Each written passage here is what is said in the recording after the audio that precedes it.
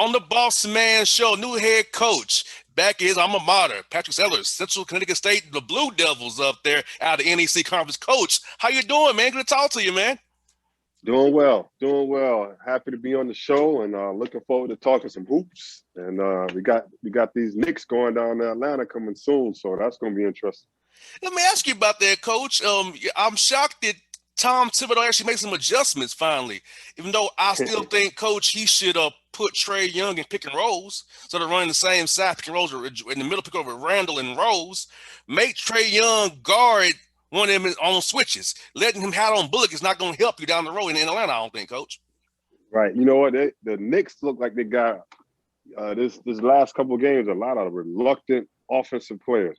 Even Randall, like they just got caught up in the atmosphere in the Garden, the pressure of the playoffs. A lot of the guys got reluctant. So D Rose came in and kind of just settled everybody down and like it was aggressive. And that made Randall relax in the second half. But you're right. You know, you got to take advantage of Trey a little bit with his size and picking rolls and trying to make him defend some, make him work. And everybody was talking about Trey's 22 years old. I think he would play 35 minutes. They should up his minutes, but he's probably getting worn down, with the physicality of the playoffs every night. Well, Coach, I love Nate McMillan, what he's done over the years, but he's really in that old school thinking of I don't want to over burn out my guys per se. Look, you can go up 2-0 in the Garden, go with Trey Young and Bogey Bogdanovic and try to go for the kill. Now you let the Knicks back in the series now. And the thing about it, this coach, as I always say, Tibbs is stubborn. So with Tibbs actually make Trey Young guard somebody, he's hiding on the weak side on Bullock. That's what he's hiding it. Put him in action. Make him, you could beat the Hawks, you put him in action. Simple as that. They got to play late last night, though. Late in the game, Tibbs, they came out of a time when I think it was a pick and roll on the other side. He was guarding Bullock, and Trey fell asleep, and they did a wide pin down, and Bullock got open, and Trey was late, and Carter made a three late. It was a big shot. So, I think that Tibbs is good, man. He's doing a good job at it. He's got these guys playing. Actually, I coached at the high school that Tibbs went to. So I know Tibbs really well. So, yeah, man, he's going to get these guys right. He's old school. He's hard-nosed. He wants his team to play like that. And I think it's really helped the Knicks because we've been starving for some basketball in the New York area for a long time. So you got it back a little bit. Yes, sir. And I'm looking forward to Friday and Sunday here in Atlanta. I'm looking forward to it and seeing the State Farm Arena. Because what happens is, because, Coach, this a lot of New Yorkers in Atlanta. So right, yeah, exactly. It's going to be a split crowd. And what happens at Hawks games when the Lakers come to town, it's really not a Hawks home game. It's more of a home game. Yeah. So I'm hoping there's not too many Knicks fans. I know it's going to be a good number. I'm hoping it's not too many. But looking like it might be a New York, Atlanta split this weekend down here in Atlanta, man. Split crowd. Yeah, you're right. My brother, there's so many transplants in Atlanta, so I know exactly what you're talking. My brother lives down there. He said he goes to games sometimes. He said, man, we got more people cheering for the Lakers than the Hawks, So I understand what you're talking about. Every time. Now, Coach, tell me this, man. You got this job at alma mater. Tell me how it makes you feel, man, that they came to you, wanted to bring this program back to where it used to be, man, when you played there, man, and tackled the NEC, man. I'm excited, man. I went to school here, and when I was as a player, we weren't very good. We were not very good. We had just went Division I a couple of years before I got here, and we were trying to navigate our way through Division I. And like we were back in the days, this is old school. We were independent, and a lot of independent conferences. You just play games all over the place. So we played in Hawaii, California, Texas. We went everywhere to play. And then once we got into a conference, then things started getting kind of stabilized, and that's when the program started changing. And then what happened was there was another alum, Howie Dickerman, who came back here, I want to say mid-'90s as the head coach. He was an assistant at UConn. He came back, and that's when things started going in the right direction. He started off with 4 freshmen, and they built a culture of hard work and toughness. And those guys, I came in when those guys were juniors and seniors. And that year we were 25-4, had the player of the year.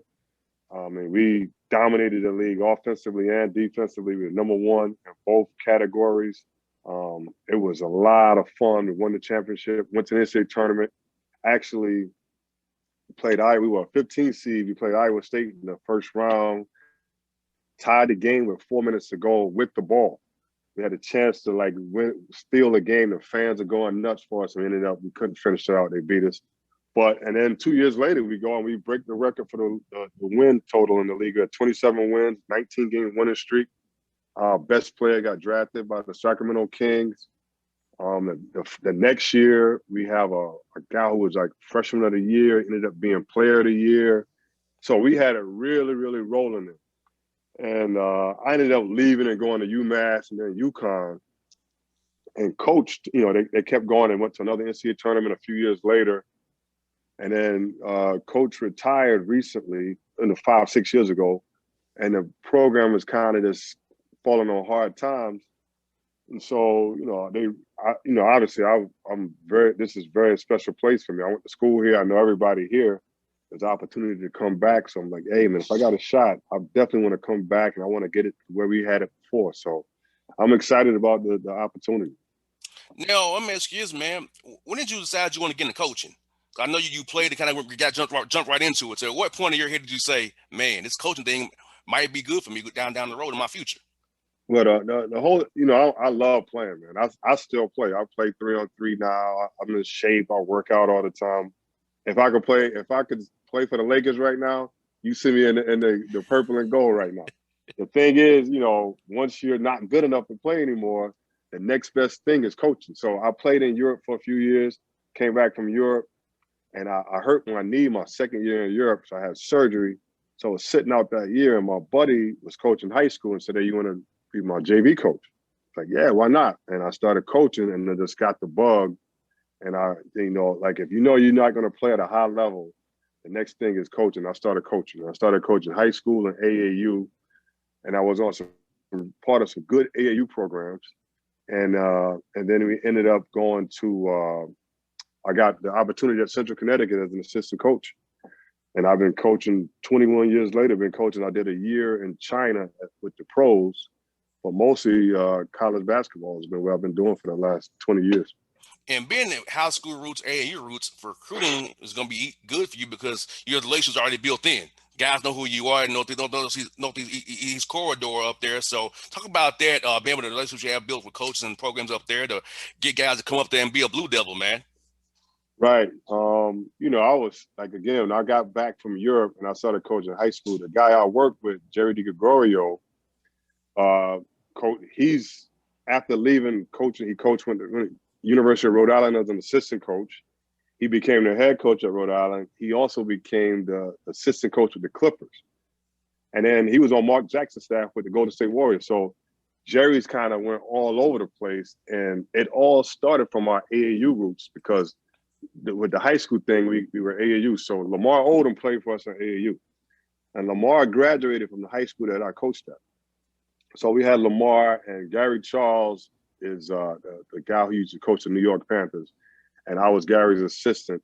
And at the time, the New York Panthers probably were one of the best AAU programs in the country. So, Doug Wren, Lamar Odom, Tony Robertson. We had guys going to UConn, Rhode Island, Maryland. We had a really big time roster of guys. And so I met so many people throughout that AAU period. So the guys at that time, ABCD camp was huge.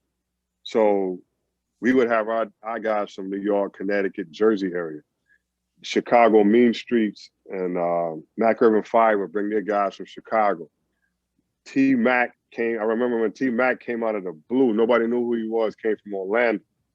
So I met so many of the AAU coaches that once I took the step from high school to college, I had so many friends in the AAU community. The recruiting part is never easy, but I had a foot in the door because I knew so many people. So that really helped me out. And then just being all over the country, coaching all over the country, it's kind of opened the door for me to recruit nationally. Mm-hmm. Working at UConn, with those days with Rudy Gay and Kemba Walker and Shabazz Napier and those guys, Those guys are East Coast guys, but at UConn, we could go to Texas, we could go to California. Marcus Williams from California, we had. Um, Emeka Okafor and Thabit both came from Texas. We can go down those places and find guys and get guys to come to Connecticut. So I feel confident that I can recruit here nationally, but in this corridor, like you said, this Northeast corridor, there's so many good players. You can just drive within a 6-hour radius and lock up. If you can just lock these guys in that 6-hour radius, you'll be in a good spot. You'll be a really good place. So I'm gonna concentrate on this Northeast, Mid-Atlantic states, the New England states, and try and keep these guys in this area. And if I do have to go out to Chicago or Texas or go to a foreign country, I will. But I want to try and get that main core from this area of the country. And coach, what guys need to realize, look at John Morant. He could have went to South Carolina and maybe not got any shine. He went to Murray State, got better. Look at him now. So if you come to a school in the NAC, come play for you at Central Connecticut State, they gonna find you. If you can play, they gonna find you if you can play. And you can, if you're a baller, they got the eyes in the sky. They ain't gonna lie. You can play. They gonna find you. Right. The game, and I say this all the time, man. The game in the last 10 years has changed so much with the no hand checking and the 3-point shooting, the way guys shoot threes. So it allows, if you're skilled, IQ, and you can shoot the basketball, you got a shot at the league because they value shooting, spacing, basketball IQ. So you're absolutely right about Ja. Ja was a skinny kid from Sumter, South Carolina. I went to high school in South Carolina. He's a skinny kid from like 20 minutes from where I went to high school. And the guys, one of my buddies was on that staff at Murray State, and they saw him in Carolina. South Carolina was like, I don't know if he's ready yet, whatever. Murray State took him, and you're right. A couple of years later, boom, he's in the league. At DePaul, when I was at DePaul, we had a kid, Max Strus. Max is on the Miami Heat right now. Max was a Division II guy from Chicago and was putting up crazy numbers at D2. His mom went to DePaul, so he wanted to transfer. We took him as a D2 transfer to DePaul. He goes to the Big East, comes to the Big East, averages 19 a game in the Big East. And the Celtics picked him up, played for the Bulls a little bit, and now the Heat just signed him to a multi-year contract. He had 21 points like 3 weeks ago for the Heat. So, I mean, if you can play, like you said, they got guys, the eye in the sky is all over the place. They got guys all over looking for you. So they'll find you. I coached at Fairleigh Dickinson in this league too. And we had a kid at Fairleigh Dickinson, Darnell Edge, who led the country in free throw shooting percentage, 94% from the free throw line. Darnell had a great senior year. We won the conference championship. He has 33 points in the playing game versus Prairie View on national TV. Reggie Miller did the game. Everybody's talking about it. I remember that game. And the Utah Jazz offered him a spot with their summer league team. He goes to Utah Jazz, played I told him, I said, Donald, you're not going to play much. Just relax. Just get there early, put the extra work in, good attitude, and watch what happens. And then they offered him a G League spot later on after the summer league. And he ended up taking a pretty good contract in Poland. But, it doesn't matter if you're in the NEC or the Big East. You got to, if you can play and you know how to play and you can shoot the basketball, you have a shot. Tell us about Greg Correnda. He's a good friend of the show, man. He's a real funny guy, very energetic. Tell us about working for Greg Correnda, man. His energy every day. FDU family, as he always says. Oh, that's my guy right there. One of the best in the business. And Coach Correnda is so crazy. I've known him, 25 years. When I was at UConn as an assistant, Greg, our associate head coach was George Blaney. Greg was George Blaney's assistant when they were at Seton Hall together. So Coach Correnda would come up and do workout. He would speak at our camp. He would speak to the campers at our camp. And he always had a passionate speech. He was always he was sweating. He would do the workout with the guys on the kids on the court. And he was really working at it. I was like, this guy is serious about what he does. And so what you hear, his personality, he's got a great high energy, this Northeast hardcore New Jersey personality. That's him all the way. And he the 2 years at FDU, I mean, we got so close. Like I knew him really well, but we got so close, and we won the championship together. Great time to be together. He has a really good program. I took a lot from him as far as learning how to run a program and work guys out, work on offense and defense. So I'm looking forward to competing against him. But that's my guy. Great man right there. No doubt. Tell us about the league, man. The league is tough from top to bottom, in my opinion. There's no easy nights in the NEC. People don't see because they're not on ESPN all the time. It's on the digital network, ESPN3, ESPN Plus. But man, the ball in your league is tough. Like from Derek Kellogg and all of it, LIU, Brooklyn, and all that stuff, man. Like Right. Yep. Wagner's tough. Everybody's tough in that league. You can't. It's no easy outs in that league. No night. It's all gonna be a hit, knock down, drag out game, no matter what, whoever we play. Exactly. Old school Knicks and Heat series is what it is in that league, man. There you go, man. That's what it is. Absolutely. And then the thing about, a lot of people, like you said, they don't know the NEC because it's not like we have a national TV contract, but this league is a really athletic, fast, guard-centric league, guys who can score. A lot of Northeast New York kids. Jay Wright used to always say this about the Big East, the old Big East was like all of these kids were from like the New York, Jersey, Massachusetts, Connecticut area, and they play against each other in the park. And now you put them in an arena with a national TV audience, and you're seeing what the people in the park saw.